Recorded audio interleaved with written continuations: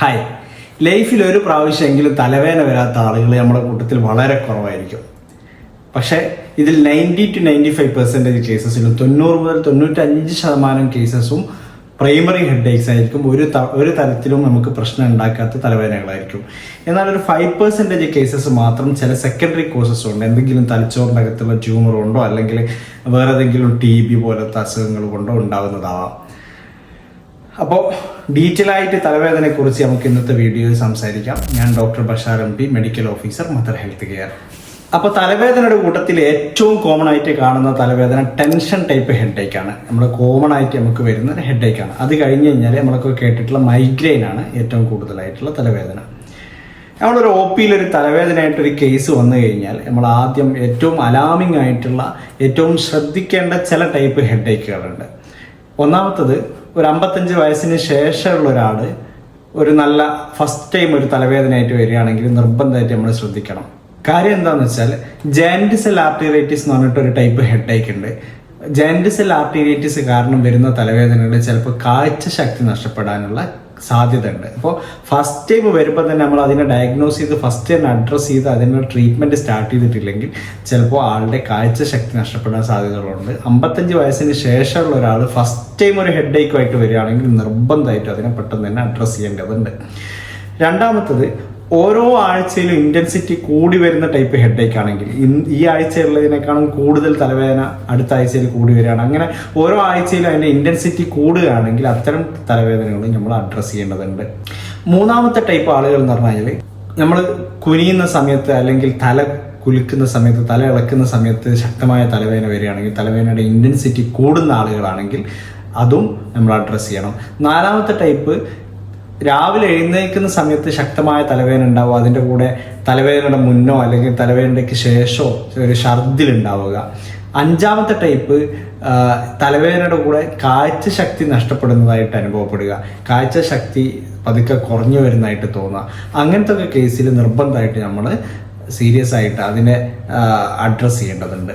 ഇങ്ങനൊരു തലവേദനയായിട്ട് വന്നു കഴിഞ്ഞാൽ നമ്മളൊരു ഫിസിഷ്യനെ കാണിച്ചു കഴിഞ്ഞാൽ അവർ ആദ്യം ചെക്ക് ചെയ്യുന്നത് ഒരു ഒഫ്താൽമോസ്കോപ്പ് വെച്ചിട്ട് നമ്മളെ പാപ്പിലെഡിമ അങ്ങനെ എന്തെങ്കിലും നമ്മളെ റെറ്റിന വന്ന് എക്സാമിൻ ചെയ്തിട്ട് പാപ്പിലെഡിമ ഈ തലച്ചോറിൻ്റെ അകത്ത് പ്രഷർ കൂടുന്ന, ICT കൂടുന്ന, ഇൻട്രാക്രാനിയൽ ടെൻഷൻ കൂടുന്ന എന്തെങ്കിലും കണ്ടീഷൻസ് ഉണ്ടോ എന്ന് നോക്കും. അത്തരം കണ്ടീഷൻസ് ഉണ്ടെങ്കിൽ കൂടുതൽ ഇൻവെസ്റ്റിഗേഷൻ, MRI പോലെയുള്ള കൂടുതൽ സ്കാനിങ്ങും കാര്യങ്ങളൊക്കെ, തലച്ചോറിൻ്റെ അകത്ത് വല്ല സ്പേസ് ഒക്യുപ്പൈങ് ലീഷൻസ്, ട്യൂമറോ വല്ലതും ഉണ്ടോ, അല്ലെങ്കിൽ TB പോലത്തെ അസുഖങ്ങളുണ്ടോ, അല്ലെങ്കിൽ ഏതെങ്കിലും നമ്മളെ തലച്ചോറിൻ്റെ അകത്തുള്ള ഏതെങ്കിലും രക്തക്കുഴലിൽ രക്തം കട്ട പിടിക്കുന്ന എന്തെങ്കിലും അവസ്ഥ ഉണ്ടോ, അങ്ങനെ ഡീറ്റെയിൽ ആയിട്ട് എന്തെങ്കിലും സെക്കൻഡറി കോസസ് ഉണ്ടോ എന്നുള്ളത് പരിശോധിക്കുകയാണ് ശേഷം ചെയ്യുക. അപ്പോൾ ഇതൊരു 5% കേസസ് മാത്രമാണ് നമ്മളിപ്പോൾ പറഞ്ഞത്. എന്നാൽ നമ്മൾക്ക് അനുഭവിക്കുന്ന ഒരു 95% ടൈപ്പ് ഹെഡേക്കും പ്രൈമറി ഹെഡേക്സ് ആണ്. അതിൽ ഇത്തരം ഡീറ്റെയിൽ ആയിട്ടുള്ള ഇൻവെസ്റ്റിഗേഷൻസോ കാര്യങ്ങളോ ഒന്നും പോകേണ്ടില്ല. നമുക്ക് ലക്ഷങ്ങളനുസരിച്ച് തന്നെ നമുക്ക് ട്രീറ്റ്മെൻറ്റ് ചെയ്യാവുന്നതേ ഉള്ളൂ. ഇനി ഈ പ്രൈമറി ഹെഡേക്കിൽ ഏറ്റവും കൂടുതലായിട്ട്, ഞാൻ നേരത്തെ പറഞ്ഞ ഏറ്റവും കൂടുതലായിട്ട് കാണുന്ന ടൈപ്പ് ഹെഡേക്ക് എന്ന് പറഞ്ഞാൽ ടെൻഷൻ ടൈപ്പ് ഹെഡേക്കാണ്. ഇത് ഏറ്റവും കൂടുതലായിട്ട് കാണുന്നത് സ്ത്രീകളിലാണ്. ഓക്കെ, ഇതിൽ ഒരു 1/3 ആളുകൾക്ക്, 1/3 ആളുകൾക്കും ഡിപ്രഷൻ അസോസിയേറ്റഡ് ആയിട്ട് വരും. അതുകൊണ്ട് നമ്മൾ ഇത്തരം ടെൻഷൻ ടൈപ്പ് ഹെഡേക്കിൽ എന്ന് പറഞ്ഞാൽ ഒരു വരിഞ്ഞു മുറുകുന്ന പോലത്തെ ഹെഡേക്ക്, ഒരു ബാൻഡ് ലൈക്ക് ഹെഡേക്കാണ് ഇതിലുണ്ടാവുക. നമ്മുടെ ദൈനംദിന ജീവിതത്തെ ഒരിക്കലും ബാധിക്കാത്ത ഒരു തരത്തിലുള്ള ഹെഡേക്കാണ്. അതിൻ്റെ കൂടെ ഛർദിലോ അല്ലെങ്കിൽ ലൈറ്റ് കാണുമ്പോഴുള്ള ബുദ്ധിമുട്ടോ സൗണ്ട് കേൾക്കുമ്പോഴുള്ള ബുദ്ധിമുട്ടോ അങ്ങനെ ഒരു തരത്തിലുള്ള ലക്ഷണങ്ങൾ ഉണ്ടാവില്ല.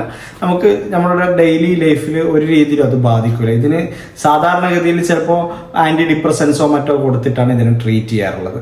രണ്ടാമത്തെ ടൈപ്പ് ഹെഡേക്ക് എന്ന് പറഞ്ഞാൽ നമ്മളൊക്കെ കേട്ടിട്ടുള്ള, ചിലപ്പോൾ നമ്മളൊക്കെ അനുഭവിക്കുന്ന മൈഗ്രെയിൻ എന്ന് പറഞ്ഞ ഹെഡേക്കാണ്. ഇത് ശക്തമായിട്ടുള്ള ഒരു ഇടിക്കുന്ന ടൈപ്പിലുള്ള ഹെഡേക്കാണ്. ഒരു സൈഡിൽ നിന്ന് തുടങ്ങി പിന്നെ മറ്റ് 2 സൈഡിലേക്കും വ്യാപിക്കുന്ന ഒരു തരം ഹെഡേക്കാണ്. ഇത് പ്രായം കൂടുന്തോറും ഇതിൻ്റെ ഇൻറ്റൻസിറ്റി കൂടി വരും. ഓക്കെ, അതൊരു 3 മണിക്കൂർ മുതൽ തുടങ്ങി ചിലപ്പോൾ ഒരു 3 ദിവസം വരെ ഒക്കെ നീണ്ടു നിൽക്കാനുള്ള സാധ്യതയുണ്ട്. ഇത് വരുന്ന സമയത്ത് പലപ്പോഴും വരുന്ന ആളുകൾ ഒരു ക്വയറ്റായിട്ടുള്ള, അധികം സൗണ്ടൊന്നും ഇല്ലാത്ത റൂമിൽ പോയിരിക്കാനാണ് ശ്രമിക്കാറുള്ളത്. ചില കേസസിൽ ഒരു 20% കേസസിൽ ഇതിന് ഒരു മൈഗ്രെയിൻ വിത്ത് ഓറ എന്ന് പറയാം. ഇതിൻ്റെ മുന്നേ തന്നെ ഇവർക്ക് എനിക്ക് തലവേദന വരുന്നുണ്ട് എന്നുള്ളത് ഇവർക്ക് മനസ്സിലാവും. ചിലപ്പോൾ ഇതിൻ്റെ മിക്ക കേസസിലും ഇത് അസോസിയേറ്റഡ് വിത്ത് വൊമിറ്റിംഗ് ആയിരിക്കും, നല്ല ഛർദിലുണ്ടാവും, ചിലപ്പം ലൈറ്റ് കാണുമ്പോൾ ബുദ്ധിമുട്ടുണ്ടാവുക, സൗണ്ട് കേൾക്കുമ്പോൾ ബുദ്ധിമുട്ടുണ്ടാവുക, ഇങ്ങനെയൊക്കെ ഇതിൻ്റെ കൂടെ ലക്ഷണങ്ങൾ ഉണ്ടാവാനുള്ള സാധ്യതയുണ്ട്. ഇത്തരം തലവേദനകൾ ചിലപ്പോൾ തലവേദന കഴിഞ്ഞിട്ട് 1-2 ദിവസം വരെ അതിൻ്റെ ക്ഷീണവും കാര്യങ്ങളൊക്കെ അനുഭവിക്കാനുള്ള സാധ്യതയുണ്ട്.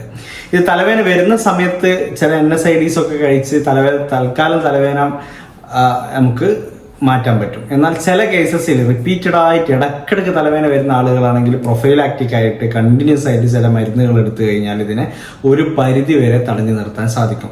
ചില കേസസിൽ ചില ട്രിഗറിങ് ഫാക്ടേഴ്സ് ഉണ്ടാകും. ചിലർക്ക് വെയിൽ കൊണ്ടു കഴിഞ്ഞാൽ അല്ലെങ്കിൽ ടെൻഷൻ അടിച്ചു കഴിഞ്ഞാൽ ചില പ്രത്യേക ഭക്ഷണം കഴിച്ചു കഴിഞ്ഞാലൊക്കെ തലവേദന വരാനുള്ള സാധ്യതയുണ്ട്. അപ്പോൾ അത്തരം ട്രിഗറിങ് ഫാക്ടേഴ്സ് ഒഴിവാക്കാൻ വേണ്ടിയും ശ്രദ്ധിക്കുക. ഒരു ടൈപ്പ് ഹെഡേക്കിനെ കുറിച്ച് കൂടി പറഞ്ഞിട്ട് നമുക്ക് ഇന്നത്തെ വീഡിയോ അവസാനിപ്പിക്കാം. ക്ലസ്റ്റർ ടൈപ്പ് ഹെഡേക്ക് എന്ന് പറയാം. അതും ഈ മൈഗ്രെയിൻ പോലെ തന്നെ ഒരു സൈഡിൽ നിന്നാണ് നല്ല തലവേദന വരിക, നല്ല ഇടിക്കുന്ന പോലത്തെ തലവേദന. പക്ഷേ മൈഗ്രെയിൻ പോലെയല്ല, ഈ തലവേദന വന്ന ആൾക്കാർ ക്വയറ്റായിട്ടുള്ള റൂമിൽ ഇരിക്കാൻ വേണ്ടിയിട്ടല്ല, തലവേദന കൊണ്ട് അങ്ങോട്ടും ഇങ്ങോട്ടും ഇങ്ങനെ ഓടിക്കളിക്കുകയാണ് ചെയ്യുക.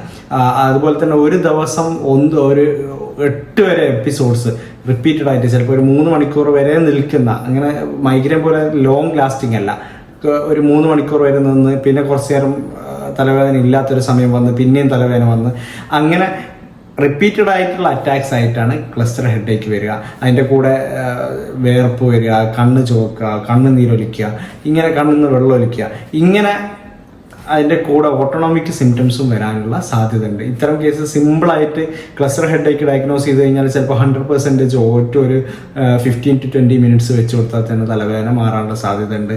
അത് ആൽക്കഹോൾ ഒക്കെ ഇതിനെ ട്രിഗർ ചെയ്യുന്ന ഒരു സാധനമാണ്. ഇങ്ങനെ പ്രധാനമായിട്ട് കാണുന്ന ചില 3 പ്രൈമറി ഹെഡേക്സിനെ കുറിച്ചാണ് ഞാൻ പറഞ്ഞിട്ടുള്ളത്. ഡീറ്റെയിൽ ആയിട്ട് ഒരുപാട് ഹെഡേക്സ് ഇനിയും നമുക്ക് ഡിസ്കസ് ചെയ്യാനുണ്ട്. പക്ഷേ ഈ വീഡിയോ ഇങ്ങനെ ലെങ്തി ആയി പോകുന്നതുകൊണ്ട് ഞാൻ കൂടുതൽ ദീർഘിപ്പിക്കുന്നില്ല. നിങ്ങൾ ഇത്തരത്തിൽ ഏതെങ്കിലും ടൈപ്പ് ഹെഡേക്ക് അനുഭവിക്കുന്നുണ്ടെങ്കിൽ അടുത്തുള്ള ഡോക്ടറെ തന്നെ പോയി കാണുക.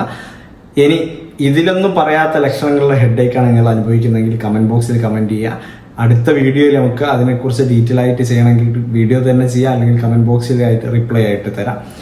അടുത്ത വീഡിയോ ആയിട്ട് ഉടനെ തന്നെ കാണാം. താങ്ക്